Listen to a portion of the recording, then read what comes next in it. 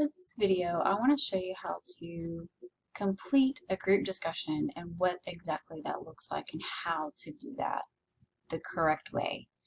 So I have like this one here that you guys in 1301 will recognize probably, but I created this example one and I want to start with the example and show you how to do it.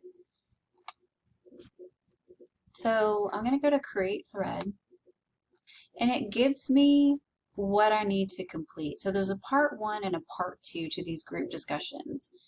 And it says for me, for this one, to complete it, to refer to Chapter 1, Section 3, Worlds Collide, to help in answering one of the questions below. So there's 2 here. So I'm just going to pick one to answer. I'm going to answer that question in 300 words or more. And this is the example that I'm referring you to, so refer back to this example of how to do it. Then I'm going to post my original response, and then I'm going to have to wait for someone else who chose the other question that I am different from mine to respond to theirs, and I need to respond in 75 words or more. And my response shouldn't be anything like, great job, I never realized that, you made a good point, but it should really add to what they've already posted. So I'll show you how to do that as well. So my subject, I'm going to choose the first one, short-term consequences. And that's what I'm going to title it.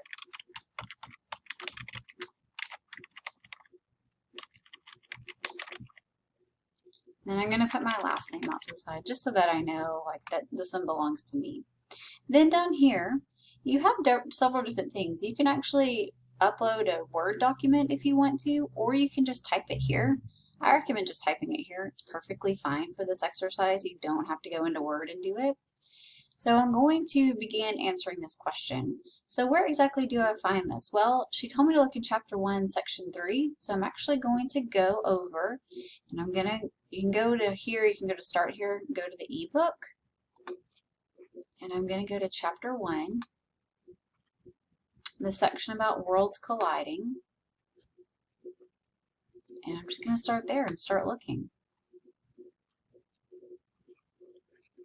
And I'm going to go through and start reading about Columbus's voyages.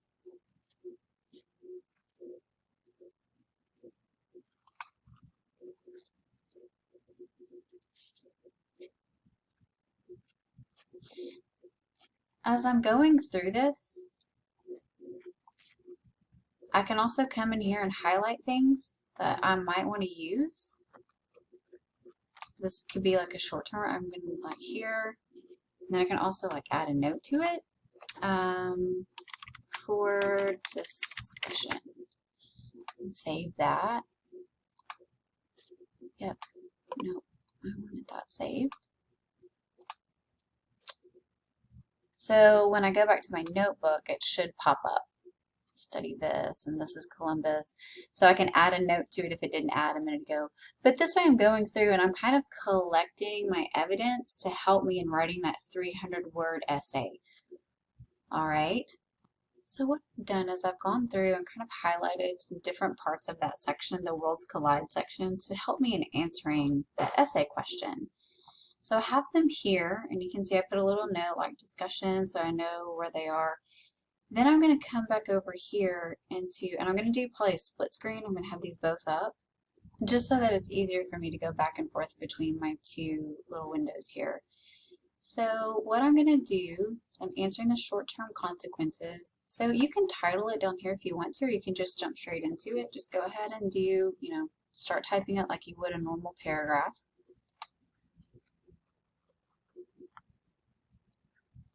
So what I did is I went ahead and went through and I kind of played with my notes and created a couple of like an introduction sentence. And I think the intro sentence is always probably the hardest one to come up with as you're starting these. So you may want to just start, typing things in and then go back and format and edit as you go through. But mine just starts out, while Columbus's voyages did benefit the Old and New World initially, both suffered short-term consequences.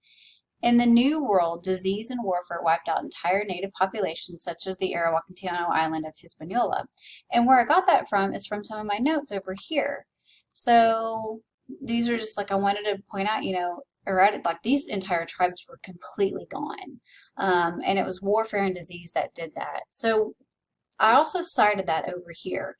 I want you to cite the textbook. Even if that's the only source that you use, that is perfectly fine. I just want you to get used to citing, and we're going to use MLA citations. So the way that I knew what page that was on, so these are the authors of our book, Hewitt and Lawson. I clicked over here and it gave me the page number of where that was located. So that way I could add the page number to my citation. Close it out with a parentheses, period. So I went back over here, and I also said other tribes would be decimated by disease and warfare as more Europeans came into contact with local tribes throughout the New World, because it wasn't just them. I mean, it went on to say, it gave you like statistics and stuff. If you're going to say like verbatim 40 million people around to 1500 to about 3 million a century and a half later, if you're going to like copy and paste that, you would put quotes around that and do the exact same. Just tell me who the author is, Hewitt and Lawson, and what page that was from. I summarized it. I just said, like, I didn't throw in any of these numbers because we know it's going to decimate a lot of the population.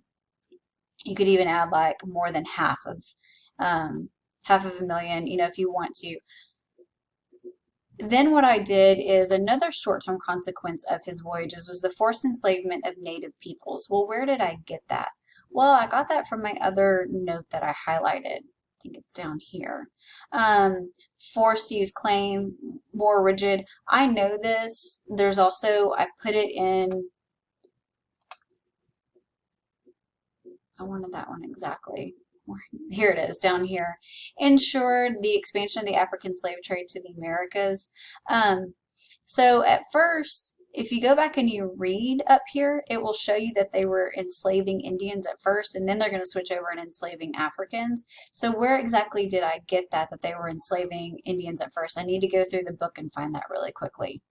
So this is the page in which it talks about leading men receive land and labor of all Indians residing on it. So that alludes to the fact that they were enslaved.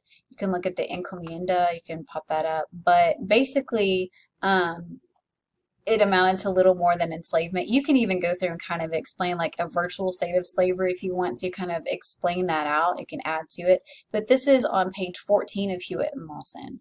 So what I'm going to do is, since this is the second time I'm using Hewitt and Lawson, is I'm going to go through and do the exact same,